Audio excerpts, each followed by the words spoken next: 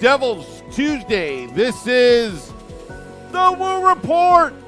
The Woo Report. The Morning Woo edition on this beautiful Tuesday morning, June 13th, 2023.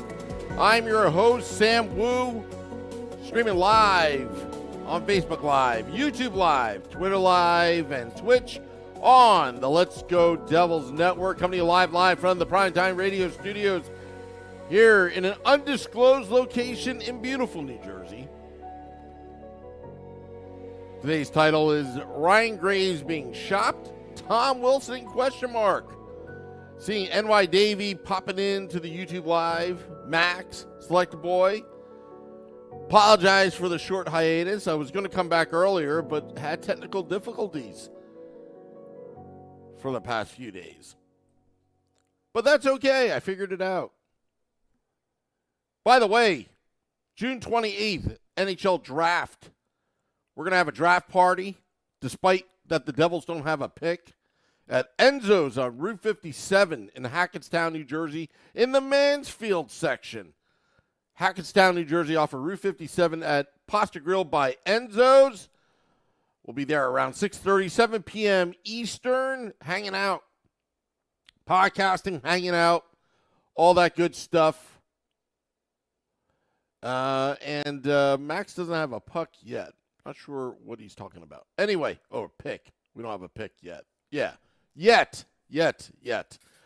All righty. So, this has sort of been out there. Not to no surprise that Tom Fitzgerald, Devils GM Tom Fitzgerald, shopping around Ryan Graves, kicking the tires, just like what he did with Damon Severson, getting a third-round pick from the Columbus Blue Jackets. So the Blue Jackets would have to fork over a third-round pick just to get that negotiating rights to Damon Severson. Severson signing 8 years, 6.2 or 6.4, something like that, AAV. Great contract for Damon Severson, Ryan Graves. Now, the interesting thing about Ryan Graves is I would actually like to keep Ryan Graves, but I think at his point of his career, being a UFA, entering his prime of his career, he needs to maximize his dollars. But who do you replace? How do you replace Damon Severson and Ryan Graves, which is about 1/3 of your defensive pairings of last season? And there's a number of names that we were talking about on NHL trade deadline this past February, March. And one name could come about is the services of Luke Shen. I think it would work. You've got a veteran leader.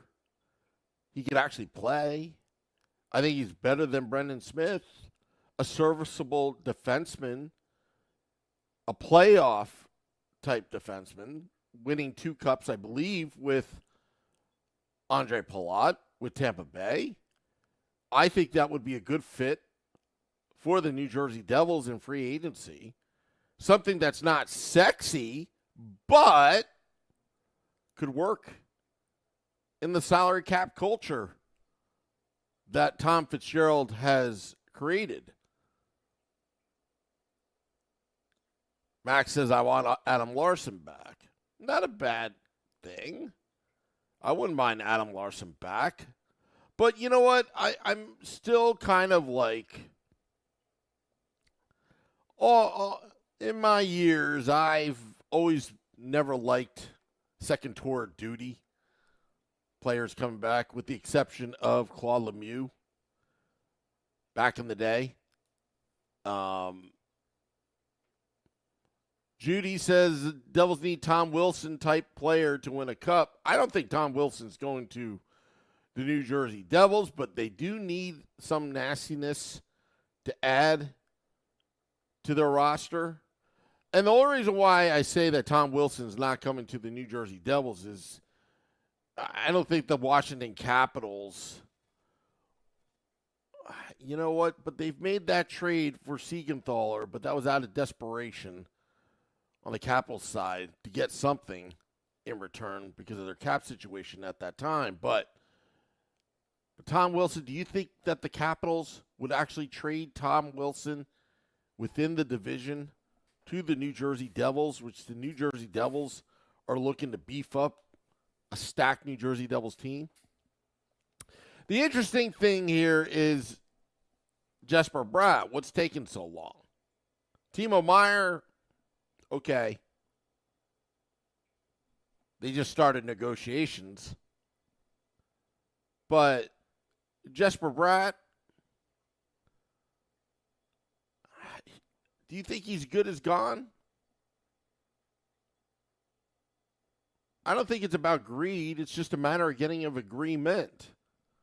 And it's going to really affect what the Devils do in the short term and long term. But this could drag on for another year, folks. And Max says, is it more of the agent than Bratt himself? Well, I would think so.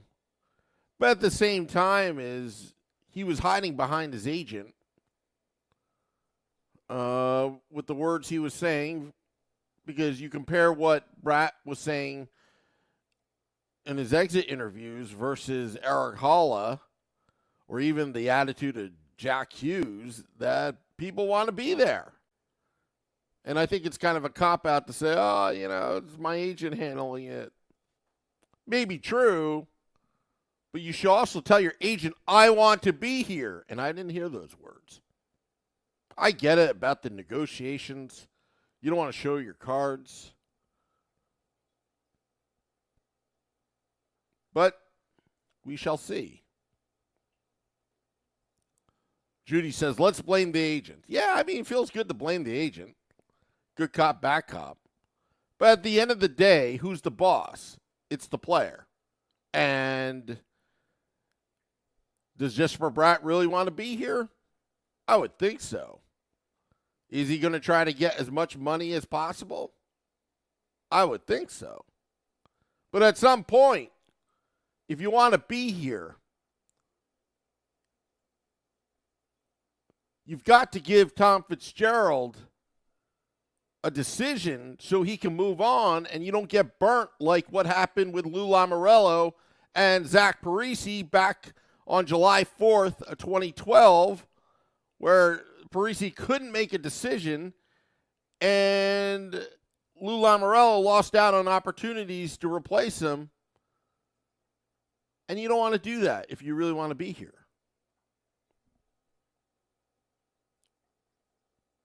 But each player, both Timo Meier and Jesper Bratt, both have at least a year with the team, or at least under year control of the New Jersey Devils. Claude Lemieux is not going to be an easy negotiation as well. My biggest concern about Timo Meier was, could you re-sign him long-term when they made that trade? Timo Meier, no doubtedly, is the real deal. But will the Devils be able to re-sign him long-term? And again, will the salary cap culture that Tom Fitzgerald has instituted, being Jack Hughes, being on the top of the totem pole, will that hold? Or will it not?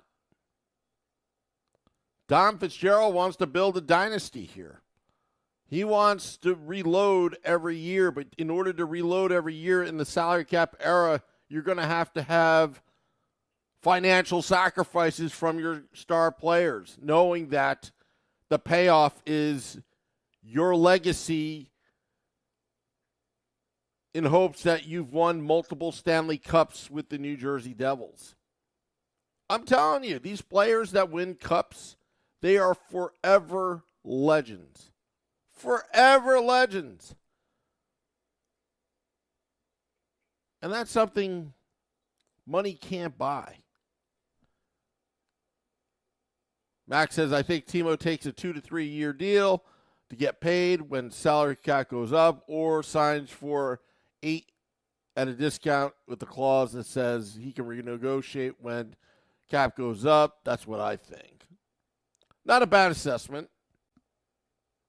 Not a bad assessment. That's only if the player and the agent wants to bet on themselves. Now, we could talk about other sports. Other sports, such as back contracts in baseball. Right now, Jacob deGrom, that contract doesn't look very good because of injury. Buddy's locked long term. Steven Strasburg, Washington Nationals, played, I don't know, a handful of games, signing a $245 million contract. May not pitch again. Betting on yourself has risks. Injuries happen unexpectedly. So I would think that these bridge contracts that a lot of fans have been proposing, they're risky on the player. Again, injuries happen. Slumps happen.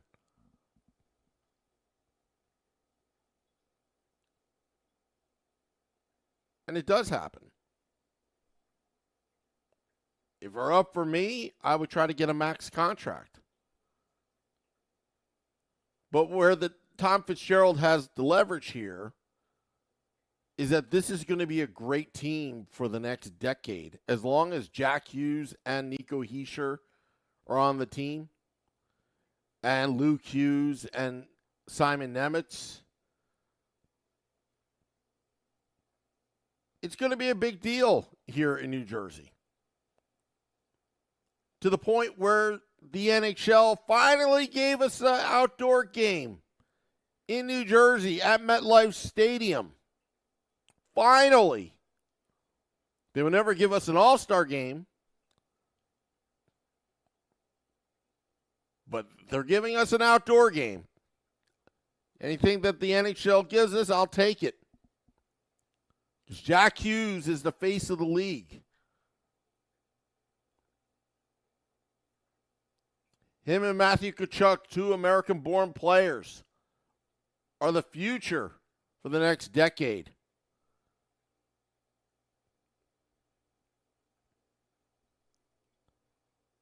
Alan Eagleson. Yeah, maybe we should have Bobby Orr come onto this podcast and have him talk about Alan Eagleson. But anyway. But it should be interesting what the next 2 weeks is going to be for the New Jersey Devils. Again, we'll be at Enzo's, Pasta Grill by Enzo's, off of Route 57 in beautiful Hackettstown, New Jersey, in the heart of Warren County. Yes, we will be there for the NHL Draft, June 28th. Come hang out with us. Just going to hang out, chill. We'll gato and chill. And Enzo's going to be outdoors. We like it outdoors here on the podcast.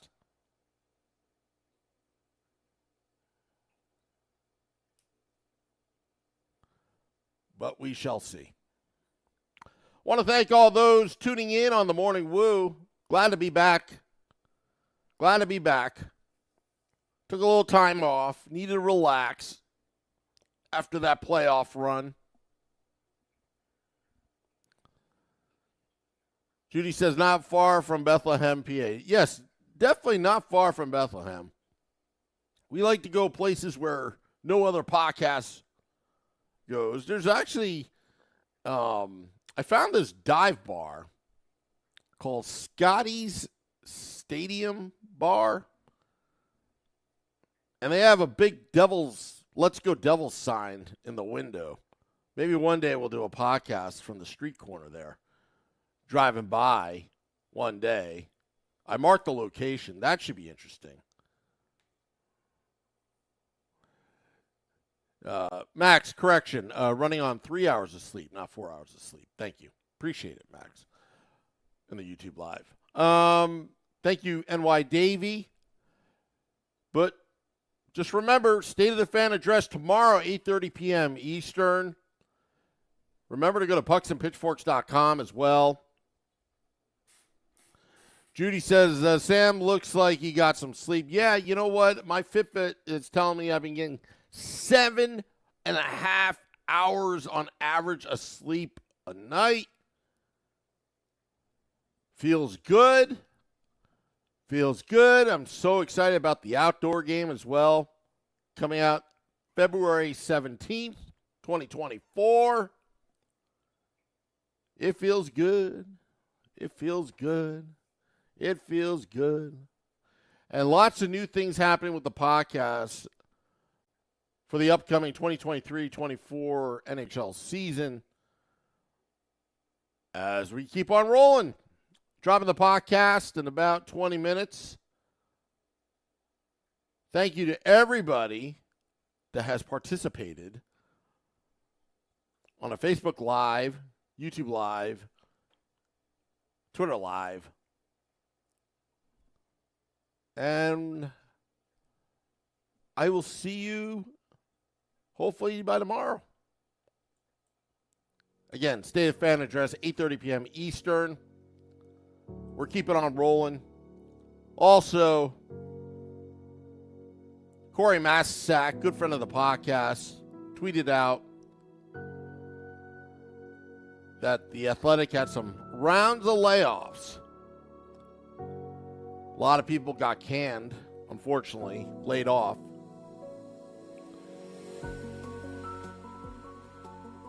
But that's just the nature of the business. And anyway, I feel sorry for those folks at the Athletic.